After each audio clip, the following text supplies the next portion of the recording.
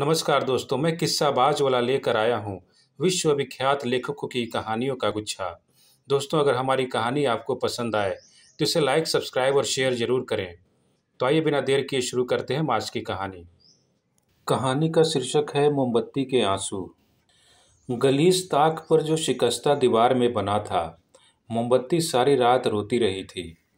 मोम पिघल घुल कर कमरे के गीले फर्श पर ओस के ठिठरे हुए धुंधले कतरों के मानिंद बिखर रहा था। नन्ही लाजो मोतियों का हार लेने पर जिद करने और रोने लगी तो उसकी माँ ने मोमबत्ती के इन जमे हुए आंसुओं को एक कच्चे धागे में पिरोकर उसका हार बना दिया। नन्ही लाजो इस हार को पहनकर खुश हो गई और तालियां बजाती हुई बाहर चली गई। रात आई। मैल भरे ताकचे में नई मोमबत्ती रोशन हुई और उसकी कानी कानी आंख उस कमरे की तरीकी देखकर एक लम्हे के लिए हैरत के बाइस चमक उठी। मगर थोड़ी देर बाद जब वो इस माहौल की आदी हो गई तो उसने खामोशी से टकटकी बांधकर अपने गिरदोपेश को देखना शुरू कर दिया।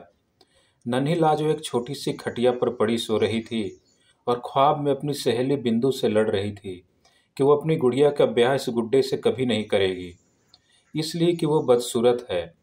लाजो की माँ खिड़की के साथ लगी खामोश और नीम रोशन सड़क पर फैली हुई कीचड़ को हसरत भरी निगाहों से देख रही थी। सामने भटियारे की बंद दुकान के बाहर चबूतरे पर अंगीठी में से कोयलों की चिंगारियां जिद्दी बच्चों की तरह मचल मचल कर नीचे गिर रही थीं। घंटा घर ने गुनूदगी में 12 बजाए। 12 की आखिरी पुकार दिसंबर की सर्द रात में थोड़ी देर तक कांपती रही और फिर खामोशी का लिहाफ ओढ़कर सो गई।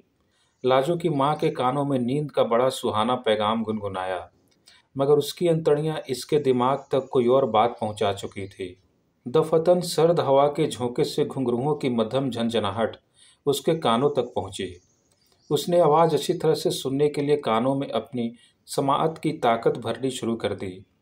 घुंघरू रात की खामोशी में मरते हुए आदमी के हलक में अटके हुए सांस की तरह बजना शुरू हो गए। लाजो की माँ इत्मीनान से बैठ गई। घोड़ी की थकी हुई हिनहिनाहट ने रात की खामोशी में इर्तियाश पैदा कर दिया और एक तांगा लालटेन के खंभे की बगल में आ खड़ा हुआ। तांगा वाला नीचे उतरा।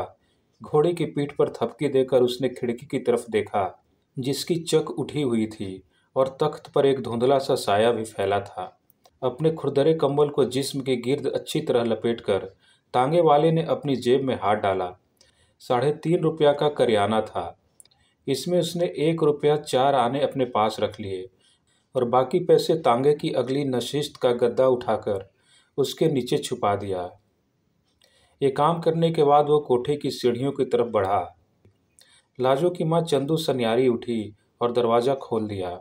माधव तांगे वाला अंदर दाखिल हुआ और दरवाजे की जंजीर चढ़ाकर इसने चंदू सन्यारी को अपने साथ लिपटा लिया। भगवान जानता है मुझे तुझसे कितना प्रेम है। अगर जवानी में मुलाकात होती तो यारों का तांगा घोड़ा जरूर बिकता। यह कहकर उसने 1 रुपया उसकी हथेली में दबा दिया। चंदू सन्यारी ने पूछा, बस ये लो? और माधव ने चांदी की चवन्नी उसकी दूसरी हथेली पर जमा दी। तेरी जान की कसम, बस यही कुछ था मेरे पास। रात की सर्दी में घोड़ा बाजार में खड़ा हिनहिनाता रहा। लालटेन का खंभा वैसे ही ऊँघता रहा। सामने टूटे हुए पलंग पर माधव बेहोश लेटा था। उसकी बगल में चंदू सन्यारी आंखें खोले पड़ी थी और पिघलते हुए मोम के इन कतरों को देख रही थी, जो गीले फर्श पर गिरकर छोटे छोटे दानों की सूरत में जम रहे थे। वो इक्का इक्की दीवाना वार उठी और लाजो की खटिया के पास बैठ गई। नन्ही लाजो के सीने पर मोम के दाने धड़क रहे थे। चंदू सन्यारी की धुंधली आंखों को ऐसा मालूम हुआ कि मोमबत्ती के इन जमे हुए कतरों में उसकी नन्ही लाजो की जवानी के आंसू छुप कर बैठ गए हैं। इसका कांपता हुआ हाथ बढ़ा और लाजो के गले से वो हार जुदा हो गया। पिघले हुए मोम पर से मोमबत्ती का जलता हुआ धागा फिसलकर नीचे फर्श पर गिरा और उसकी आगोश में सो गया। कमरे में खामोशी के अलावा अंधेरा भी छा गया। धन्यवाद।